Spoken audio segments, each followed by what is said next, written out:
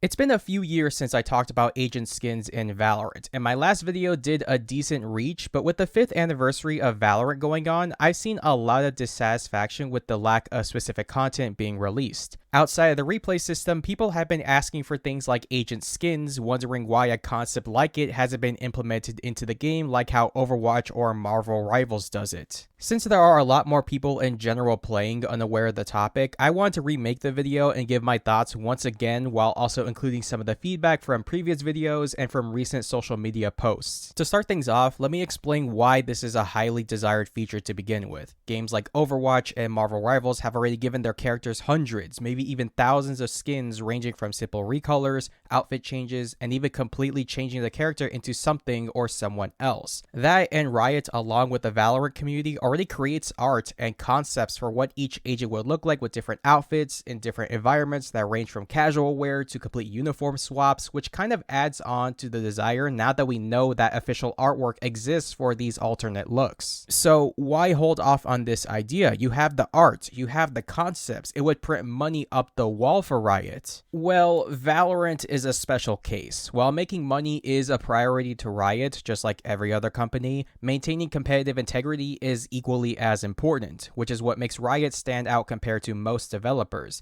The main reason why Riot hasn't and probably never will add agent skins is because agent skins conflict with competitive integrity. Now, you might be going back to Overwatch and Marvel Rivals saying that they do this and the game is doing just fine, even at a pro level, but both those games use what is called the silhouette test. The silhouette test is a test where you could easily identify someone based on their shape, size, and in the case of video games, movement regardless of how they look. For example, Reinhardt is a big dude with a hammer. You could dress him up in anything you want and he'll still be identifiable based on how massive he is, his stance, his movement, and his weapon of choice. That goes for the majority of heroes. You will never mistake Trace for Junkrat, you will never mistake Lucio for Soldier 76, and even in Marvel Rivals, it's the exact same story. Each hero has their own distinct shape, size, and speed. I'd be very surprised if you confused Doctor Strange with Luna Snow. Valorant doesn't use the silhouette test. If you compare each agent side by side, they're all the same shape, size, and movement speed. The only thing that makes them different are their abilities. So how do you determine who's who if they're all the same shape, size, and movement? You guessed it, their outfits. Riot carefully designed each agent to be easily identifiable the moment you see them on your screen. Allowing players to change outfits could lead to multiple issues. One issue is having certain outfits give unintentional camouflage. For example, if you release a desert camo skin and you play Bind, there's a decent chance they could blend into the rocks.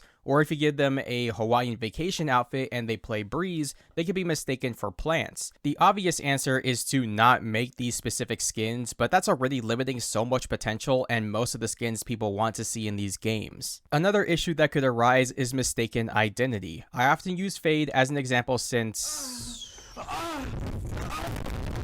and goth seems to be a popular theme when it comes to making alternate versions of characters. If some kind of goth or punk skin line releases, agents like Jet could be mistaken for Fade and I could give the wrong information to my teammates. Some counter arguments I hear is to just press tab or look up at the screen to see who's alive. While that's true, I really shouldn't have to do that in the heat of battle. There's already so much to keep track of in a game that has abilities and ultimates. Forcing players to look at the scoreboard or the top of your screen just to see who you're fighting while trying to hold a headshot angle is just way too much. The less of the screen you have to look at, the better. Another argument I hear is to base the info on abilities. While also true, it might not be enough in some scenarios. Let's say I'm anchoring a site and I see the green wall activate. Optic for 2027, please. Okay, so Viper is nearby. Let's say I get killed by a player wearing a green suit. And the half a second I'm given to analyze everything, it's safe to say that I got killed by the Viper. Then a teammate runs the flank only to be killed by the actual Viper playing for post plant. So who was the green person that just killed me? Shit, I don't know. Well, just look at the kill feed, dumbass. That only adds a delay to information. That, and if two people shoot at me simultaneously from the same angle with different skins, I'm not gonna know which is which or who the other guy was. I know I'm being super specific with this stuff, but I think you can see where I'm getting at. It does seem like a really cool concept at first, but then it becomes a problem, but by then it's too late. But Crow, what about Counterstrike? They have player skins and it works just fine. Wrong, sir. Wrong! I don't know what CS you've been playing, but the majority of people in the community agreed that agent skins were one of the stupidest updates the game ever received, mainly because of the camouflage issue I talked about earlier. I still remember the days of the green FBI skin being clowned on because he would blend into everything in Overpass and Cache. Little bit clear. Grave clear. A little bit. What the fuck? He even says what the fuck?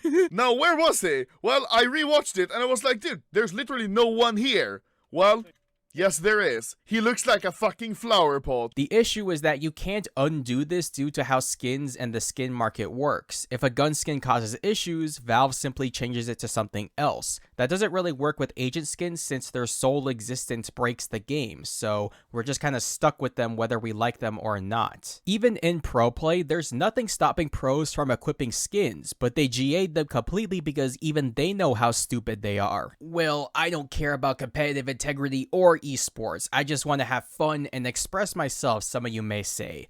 While I understand that, Valorant was born and bred to be a competitive esport, and Riot has been warning its players that competitive gaming would be the primary focus ever since the game was called Project A. But considering how most of you guys only started playing around the 2021 and 2022 season, you probably missed that part. So for those saying that Riot is focusing too much on competitive play in esports, it's 100% intentional. If you don't like it, you're playing the wrong game. The only real logical solution that could work would be a toggle for skins, meaning players can choose whether or not each lobby will show the default skins for them or if they're going to show what each player equips for themselves. For us, that would be amazing, but the issue at that point is more on Riot as it would lessen the potential for sales. The reason why gun skins make so much money is because they stand out compared to the default models and it has finishers to flex on everyone in the lobby. It's already a tough ask to buy player skins in a first-person shooter since you'll only really see the wrist of your character and not the entire thing since it's a first-person shooter and not a third-person shooter. At that point, you buy the skin to show off to everyone else. If the general player base is going to start having issues with it, they're going to turn it off, which I'd imagine half the player base would. So if you can't flex your skins to half the player base and you can't see your own skin,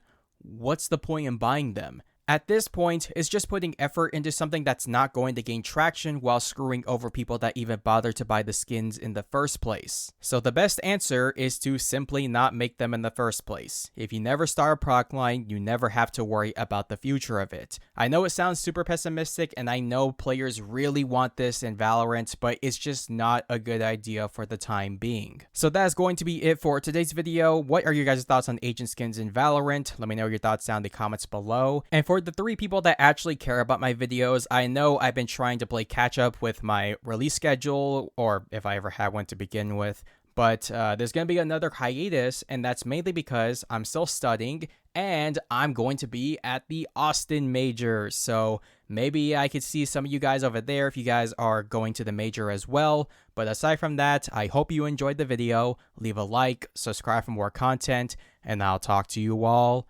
later.